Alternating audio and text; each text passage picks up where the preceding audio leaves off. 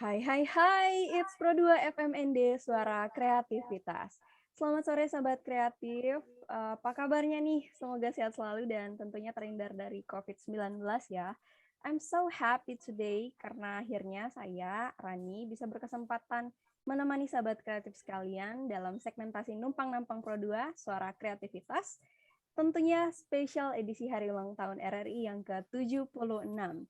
Oke, sesuai tema besar kita hari ini, Sahabat Kreatif, saya sudah berkesempatan menghadirkan seorang narasumber yang merupakan awardee LPDP, penerima beasiswa LPDP, untuk studi S2 dan S3-nya di Institut Teknologi Bandung. Duh, keren ya. Untuk itu Sahabat Kreatif, selama 10 menit ke depan, tetap pantau kami, dan tetap ikuti pembicaraan ini, karena kita akan mengupas banyak sekali hal menarik yang terkait persiapan mendaftar beasiswa LPDP, tips dan trik untuk lulus beasiswa ini, dan juga sharing motivasi untuk studi lanjut. Oke, saya mau langsung saja sapa narasumber kita ya, sahabat kreatif. Selamat sore Kakak William. Selamat sore Halo, Kakak selamat William. sore. Apa kabarnya nih Kak? Kabar saya baik. Bagaimana kabarnya, Rani? Kabar saya baik juga Kak, puji Tuhan. Ini posisinya di mana nih Kak William? Saya sedang di ND sekarang, di rumah kebetulan. Oh gitu. Saya senang sekali ya Kakak William karena hari ini Kakak William berkenan untuk berbagi ceritanya Kakak di segmentasi Numpang Nampang Pro 2 untuk sahabat kreatif sekalian. Boleh dong Kak, Oke, saya juga senang. boleh dong Kak memperkenalkan nama, kemudian asal dan juga awardee angkatan tahun berapa nih Kak untuk sahabat kreatif kita. Oke, terima kasih kesempatannya, Rani. Saya juga senang bisa berbagi bersama Rani hari ini pada segmentasi Numpang Nampang RRI. Nah, perkenalkan nama saya William Saferiano Waresindo. Saya bertempat tinggal di Kilo 4 dari ND. Pasti tahu Kilo 4 di lorong di depan Barata ND. Jadi kita pasti semua Oh, kenal lah Barata betul-betul itu di Kak. mana. Kebetulan Negeri 1 ND tahun 2013, kemudian melanjutkan studi ke Universitas Nusa Cendana Kupang, lulusnya di tahun 2017. Nah, Oke. kebetulan setelah lulus dari Undana, saya 1 tahun gap year, jadi mempersiapkan diri untuk beasiswa PDP sambil membimbing beberapa siswa untuk mata pelajaran fisika Oh, ujian nasionalnya. jadi Kemudian di jadi tahun guru les. 2018, Iya Kak. ya semacam itu. Oke. Nah, kemudian di tahun 2018, saya mencoba mendaftar beasiswa LPDP dan puji Tuhan diterima pada tahun 2018 tersebut. Nah, setelah itu baru kita mencoba untuk apply atau mendaftar ke kampusnya. Nah, di tahun 2019 Januari, saya secara resmi diterima sebagai mahasiswa pasca sarjana Institut Teknologi Bandung bidang fisika. Keren. Kemudian kemarin baru saja 2021 April saya diwisuda bersama dengan seribuan mahasiswa sarjana maupun pasca sarjana fisika, pasca sarjana Institut Teknologi Bandung. Bandung. Oke. Kemudian di 2021 ini juga bulan Juli kemarin kebetulan saya diterima lagi untuk pasca sarjana jenjang doktoralnya di Institut Teknologi Bandung, kemudian mencoba untuk daftar lagi beasiswa LPDP dan puji Tuhan lagi saya diterima lagi. Waduh, Kurang lebih keren seperti Kak. itu perkenalan saya. Oke, Ya, jadi seperti itu. jadi baru-baru ini aja ya Kak, Kakak keterima kembali untuk studi S3-nya Kakak. Gimana tuh perasaannya Kak? Wah, betul sekali. Jadi baru-baru saja sebulan yang lalu ya pengumumannya itu di bulan Juli tanggal 22. Itu yang pertama saya sangat mensyukur kepada Tuhan, kemudian dengan restu kedua orang tua dan keluarga juga menjadi tambahan kekuatan bagi saya untuk mendaftar sehingga ketika diumumkan lulus itu jadi sebuah kebanggaan tersendiri bagi saya dan keluarga tentunya. Terima kasih. Keren ya Kakak. Tuh sahabat kreatif keren ya Kakak award di LPDP ini. Kak boleh tahu umurnya Kakak sekarang berapa sebelum memulai studi S3 ini? Kebetulan saya sekarang 25 tahun beberapa hari. Wow, so Kakak sangat benar-benar menginspirasi kaula muda di Kota Ende nih, Kak. Kalau boleh tahu, Kakak bisa tidak ceritakan perjalanan Kakak mulai dari apply beasiswa ini, kemudian sampai Kakak lulus untuk studi S2 dan S3-nya. Bagaimana Kakak memperoleh informasi dan juga apa-apa saja sih yang Kakak persiapkan untuk proses seleksinya sendiri, Kak? Oke, bagus nyarani mengenai persiapan. Jadi sebenarnya setelah saya menyelesaikan studi sarjana, nah kebetulan waktu itu coba mencari-cari informasi lah dari dan mencari kenalan yang sudah terlebih dahulu keterima sebagai awardee beasiswa LPDP. Nah, kalau awardee atau penerima beasiswa LPDP yang berasal dari IND, yang saya kenal itu ada beberapa. Yang pertama itu Pak Ricardo Bariastro, dosen di Universitas Flores. Kemudian ada senior saya di SMA Negeri 1 ND, itu Kak Heder Kala, sekarang dosen di Universitas Brawijaya, maupun Kak Ensri Bambut.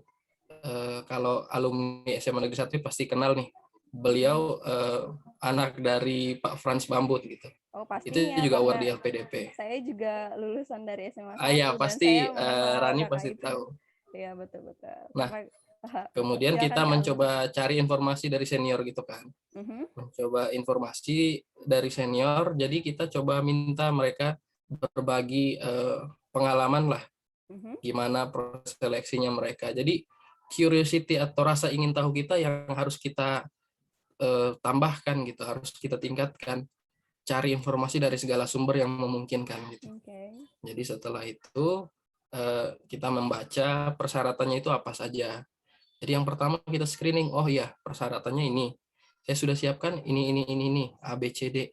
Kemudian yang belum saya siapkan itu E, F, G. Gimana sekarang? Jadi harus disiapkan. Nah yang utama bagi beasiswa itu sebenarnya ada yang namanya tes TOEFL. TOEFL itu kemampuan berbahasa Inggris. Jadi kita harus bisa memperoleh skor yang dipersyaratkan gitu. Gimana, Batasnya Ran? berapa ya, Kak? Itu batasnya Oh ya, skor untuk PDP beberapa. Nah, kebiasaan kalau yang dari ND itu mendaftar melalui kategori afirmasi. Oh, Nah, afirmasi. kalau kategori afirmasi itu memiliki kemudahan, yaitu syaratnya yang lebih dipermudah dibandingkan kategori reguler. Gitu. Kalau afirmasi syarat skor TOEFL-nya itu 400. Kalau yang ya, Kak? 500. Ya. Oh, oke. Saya percaya nih sahabat kreatif yang sedang memantau obrolan kita hari ini akan semakin penasaran dan juga ingin tahu nih cerita kakak selanjutnya sampai menjadi awardee LPDP. Tapi saya ingin bertanya dulu nih, Kak. Kira-kira ada atau tidak komunitas awardee LPDP NTT maupun komunitas awardee LPDP ND yang mewadahi informasi, kemudian informasi mengenai pendaftaran dan persiapannya itu sendiri, Kak? Boleh di-spill nama komunitasnya kalau ada? Nah, boleh nanti teman kalau lihat di Instagramnya Mata Garuda. Jadi Mata Garuda itu adalah sebuah organisasi secara nasional, ada ART. Kebetulan dipartisi lagi menjadi bagian-bagian yang mewakili daerah masing-masing. Jadi nanti ada Mata Garuda Nusa Tenggara Timur, ada Mata Garuda Nusa Tenggara Barat, ada Mata Garuda dari daerah-daerah lain. Nah, di situ wadah kita saling bertukar informasi, kemudian bisa berbagi informasi kepada sahabat, kenalan atau keluarga kita lainnya melalui kanal atau informasi tersebut. Oh gitu ya, Kak. Terima kasih ya, Kak, sudah di-spill nama komunitasnya. Dijamin selesai obrolan kita pasti akan ada banyak calon-calon awardee LPDP dari ND, anak muda ND, yang akan langsung follow dan juga gabung di komunitas itu untuk memperoleh informasinya. Alright, Kak William, sepengetahuan saya, pendaftaran LPDP itu membutuhkan esai ya, penulisan esai ya? Ya, betul sekali, betul. Jadi untuk esai ada beberapa bahan lah. Jadi ketika saya mendaftar di 2018 itu untuk jenjang magister, esai yang diperlukan ada dua. Jadi ada yang namanya sukses terbesar dalam hidupku, kemudian ada yang namanya SI Statement of Purpose atau komitmen kita terhadap studi lanjut ini seperti apa. Nah, di situ nanti kita mulai menceritakan poin-poin yang penting itu kayak latar belakang, siapa sih kita atau apa sih yang sudah kita kerjakan sejauh ini, kemudian kesuksesan terbesar dalam hidup kita seperti apa. Jadi kalau kesuksesan terbesar itu tidak harus yang benar-benar wah gitu kan. Karena sukses bagi tiap orang kan berbeda-beda. Betul. Ada yang sudah merasa sukses dengan capaian A, ada yang merasa sukses dengan capaian B. Jadi itu terserah kita membahasannya secara baik pada esai tersebut. Oke, Kak. Boleh dong Kak diceritain apa sih motivasinya Kakak yang Kakak tulis di esai kontribusi untuk Indonesianya Kak? Siapa tahu bisa menjadi inspirasi untuk teman-teman anak muda ND yang besok-besok ingin apply beasiswa LPDP. Silakan Kak. Oke, terima kasih Rani pertanyaannya. Nah, kalau kontribusi untuk Indonesia pada nantinya khususnya NTT maupun ND itu kebetulan yang saya tuliskan adalah menjadi peneliti di bidang fisika. Nah, kebetulan kalau untuk program studi pendidikan fisika maupun program studi fisika murni itu untuk ketersediaan fisikawan materialnya masih sangat jarang. Kebetulan yang saya ketahui itu baru ada satu orang doktoral putra daerah ya. Doktoral namanya Pak Dr. Arya Sebangara. Kebetulan beliau adalah dosen di Fakultas Sains dan Teknik Universitas Nusa Cendana Kupang. Itu PhD atau doktoralnya beliau ambil di Jepang. Ini untuk khusus untuk fisika bidang material ya. Kalau dokter fisika yang lain tentu banyak, tapi untuk fisika material yang saya ketahui baru satu itu. Nah, kemudian secara keseluruhan jumlah doktoral yang ada di NTT itu dari perguruan tinggi di NTT kan banyak nih, mulai dari universitas, sekolah tinggi, dan sebagainya. Nah, itu jumlah doktoralnya untuk diketahui oleh Rani dan teman-teman baru 330-an orang dari berbagai institusi tersebut. Baru 330-an orang. Jadi kalau mau dibandingkan 0,0 sekian persen lah. Berbanding dengan 5 juta. Betul sekali. Berbanding dengan 5 juta penduduk NTT ya. Jadi masih sangat kurang sehingga itu memotivasi saya untuk bisa melanjutkan studi ke jenjang doktoral. Kemudian kalau setelah selesai studi apa yang mau kita lakukan gitu? Apa yang mau kita kontribusikan? Jadi kita mengambil bidang fisika material itu karena material alam itu kan sangat ibaratnya apa ya, bisa kita manfaatkan sebaik mungkin kalau kita tahu ilmunya. Jadi contohnya seperti saya kemarin berhasil diterima artikel saya pada sebuah jurnal internasional. Nah, itu modalnya hanya ekstrak daun jambu biji. Jadi ekstrak daun jambu biji kita bikin materialnya itu untuk material penghantaran obat gitu kan, atau material apa. Nah, jadi bisa manfaatkan bahan-bahan yang ada di sekeliling kita gitu. Nah, itu salah satu goal saya. Bisa diteliti. Betul sekali. Nah, kebetulan di Institut Teknologi Bandung yang dikerjakan itu materialnya itu adalah biomaterial yang ada di sekeliling kita. Jadi seperti itu.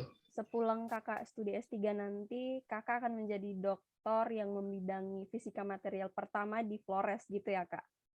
Iya, bisa dibilang seperti itu. Wow, sahabat kreatif keren ya.